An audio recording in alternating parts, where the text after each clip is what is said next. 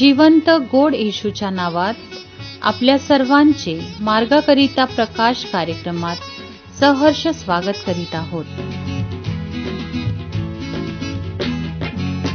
परमेशाला स्तवा,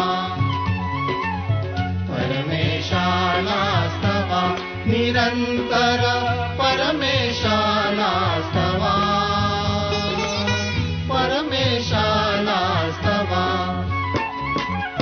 परमेशाला स्तवा.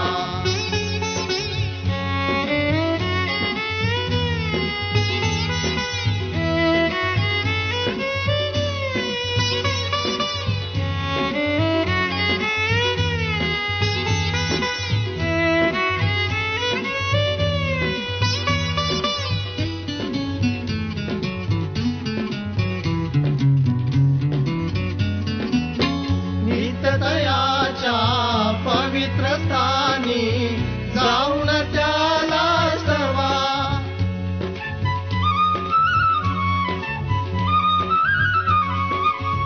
सामर्थ्याचा प्रसर तयाचा आणून ध्यानी स्तवा.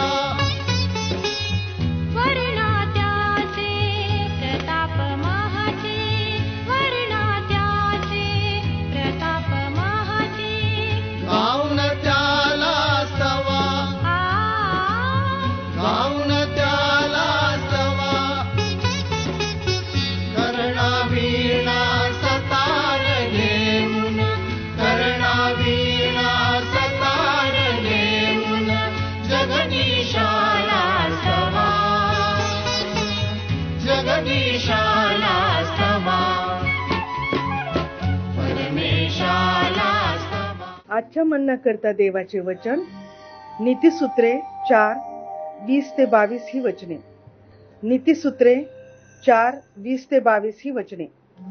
माझ्या मुला, माझ्या वचनांकडे लक्ष लाव, माझ्या सांगण्याकडे कान दे. ती तुझ्या डोळ्यापुढून जाऊ देऊ नको, ती आपल्या अंतःकरणात ठेव, कारण ती ज्यास लाभतात त्यास ती जीवन देतात आणि त्यांच्या सबंध देहाला आरोग्य देतात. देवबाप ह्या वाचलेल्या वचनाद्वारे आम्हाला आशीर्वाद देव. माझ्या प्रियांनो, आपल्या पुनरुत्थित प्रभू येशूच्या नावात सलाम.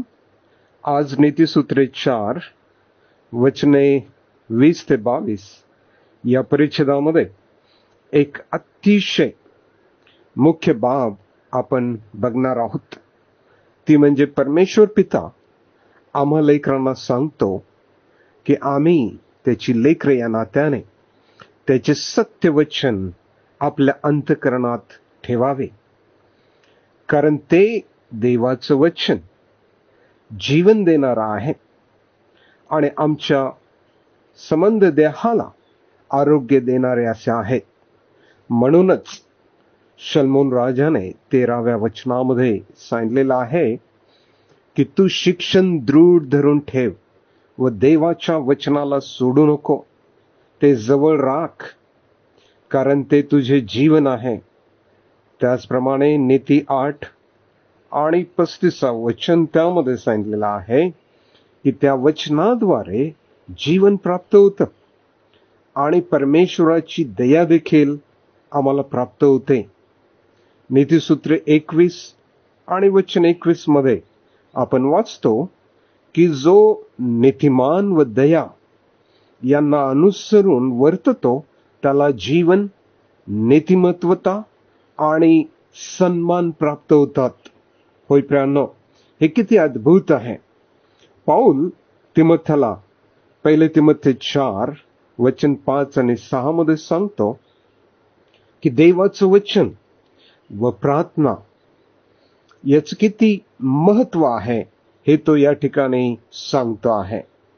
आणि तो म्हणतो या ज्या गोष्टी आहे या जर तू बंधुवर्गाला शिकविल्या तर विश्वासाच्या वचनांनी व ज्या सुशिक्षणाला तू अनुसरलास त्याच्या वचनांनी पोषण करून घेणारा असा तू ख्रिस्ताचा चांगला सेवक होशील.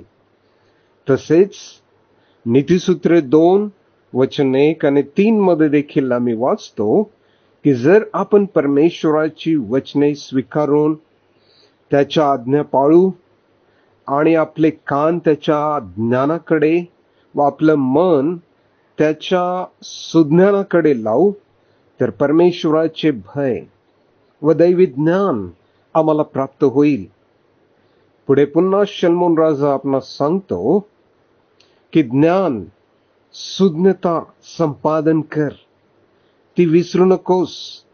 माझ्या तोंडच्या वचनाला पराडमुख होऊ नकोस, ते सोडू नकोस, म्हणजे ते तुझा सांभाळ व संरक्षण करील. कशापासून प्रियांनो?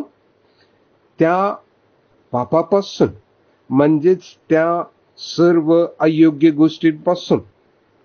तर ख्रिस्तातील माझ्या प्रियांनो, आजच आपण निर्णय करूया की मी परमेश्वराच्या वचनाकडे लक्ष देईल, माझे कान त्याच्या सांगण्याकडे लागेल आणि देवाची सत्य वचने माझ्या अंतःकरणामध्ये मी साठवून ठेवीन.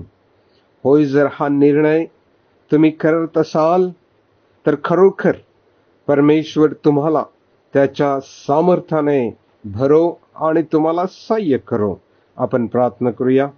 स्वर्गीय पित्या, तुझ्या वचनासाठी आम्ही आभारी आहोत, कारण प्रत्येक परमेश्वर प्रेरित शास्त्रलेख सद्बोध, दोष दाखविणे, सुधारणूक, नीतिशिक्षण याकरिता उपयोगी आहे.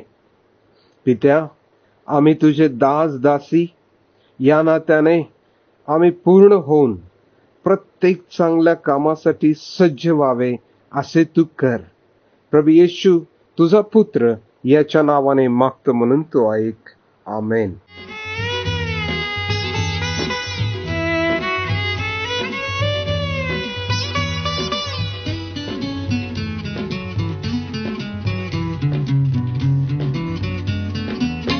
नित्यदयाच्या पवित्र स्थानी जाऊन त्याला स्तवा.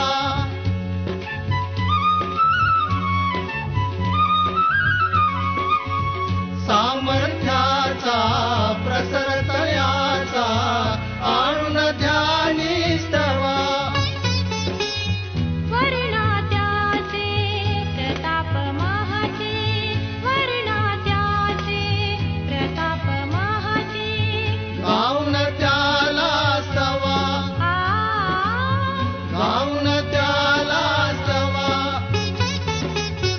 कर्णावीणा सतार घेऊन, कर्णावीणा सतार घेऊन जगदीशाला स्तवा, जगदीशाला स्तवा. परमेशाला स्तवा, परमेशाला स्तवा. निरंतर परमेशाला स्तवा, परमेशाला स्तवा, परमेशाला स्तवा. जे नीतिमत्वाचे भुकेले व तान्हिले ते धन्य, कारण ते तृप्त होतील. प्रार्थना केंद्राला टोल फ्री नंबरद्वारे कळवू शकता. आमचा टोल फ्री नंबर 1800-2700-333. साठी या नंबरवर प्रार्थना करण्यास उपलब्ध आहोत. धन्यवाद.